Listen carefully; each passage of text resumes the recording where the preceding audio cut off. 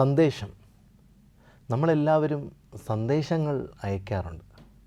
പ്രഭാതം തുടങ്ങി നമ്മൾ പ്രദോഷം രാത്രി നാം കിടന്നുറങ്ങുന്നത് വരെ പലർക്കും പലവിധമായ സന്ദേശങ്ങൾ അയക്കുന്നവരാണ് നമ്മൾ.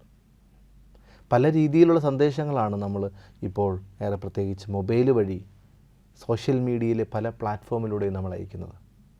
ഒരുപക്ഷെ ആശംസാപരമായ സന്ദേശങ്ങൾ, ചില വാർത്തകളാകുന്ന സന്ദേശങ്ങൾ, ചില വിശേഷങ്ങളാകുന്ന സന്ദേശങ്ങൾ, ചില പാട്ടുകൾ, ചില ദൃശ്യങ്ങളൊക്കെ.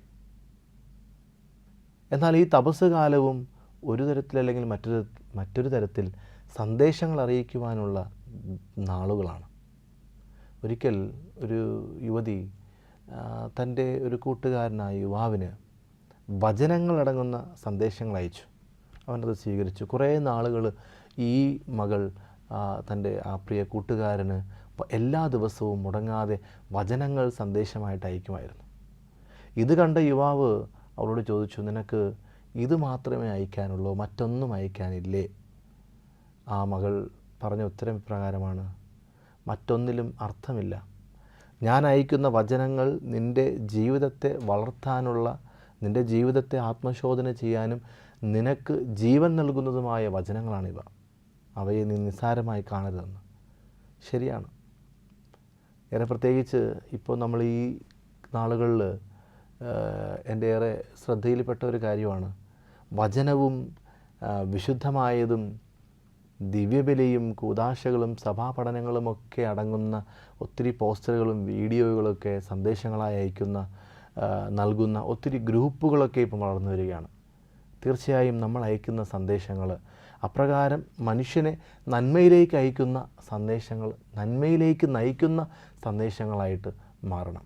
വിശുദ്ധ പൗലോസ് അപ്പോസ്തലൻ എഫേസോസ്യർക്കെഴുതിയ ലേഖനം 6-ാം അധ്യായം 9 മുതലുള്ള വാക്യങ്ങൾ നമ്മൾ കാണുന്നത്, ഈ ലോകത്തിൻ്റേതായ കുടില തന്ത്രങ്ങളിൽ വീണു പോകാതിരിക്കാൻ നാം വചനമാകുന്ന വാൾ ധരിച്ച് മുന്നേറണമെന്നാണ് പഠിപ്പിക്കുന്നത്.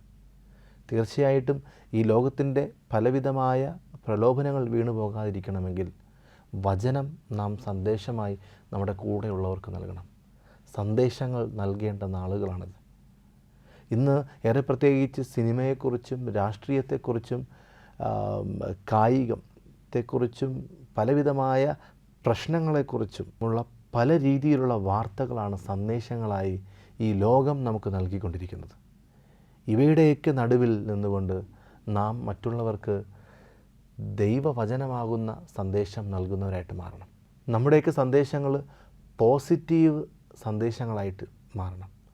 മറ്റുള്ളവൻ്റെ ജീവിതത്തിൽ അവൻ്റെ നെഗറ്റീവ് അനുഭവങ്ങളെ പോസിറ്റീവാക്കുന്ന രീതിയിലുള്ള സന്ദേശങ്ങൾ, മറ്റുള്ളവരുടെ ജീവിതത്തിൽ പ്രത്യാശ പകരുന്ന സന്ദേശങ്ങളാണ് നമ്മൾ നൽകേണ്ടത്.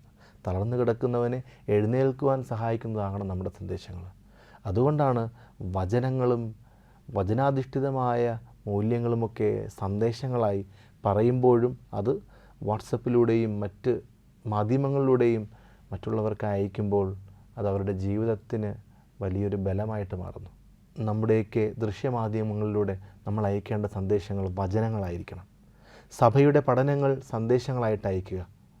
തീർച്ചയായും അത് അവൻ്റെ നന്മയ്ക്കായി, അവൻ്റെ ജീവിതത്തെ ഉയർത്തുന്ന വിലയുള്ള വാക്കുകളായിട്ട് മാറും. ഈ നോമ്പുകാലത്തിൽ നമ്മുടെ സന്ദേശങ്ങൾ, നാം മറ്റുള്ളവർക്ക് അയക്കുന്ന സന്ദേശങ്ങൾ എപ്രകാരമുള്ള സന്ദേശങ്ങളാണ് എന്ന ഒരു തിരിച്ചറിവ് നമുക്കുണ്ടാക്കാം. വചനാധിഷ്ഠിതമായ സന്ദേശങ്ങൾ മറ്റുള്ളവർക്ക് നൽകുന്നവരായിട്ട് നമുക്ക് മാറാം.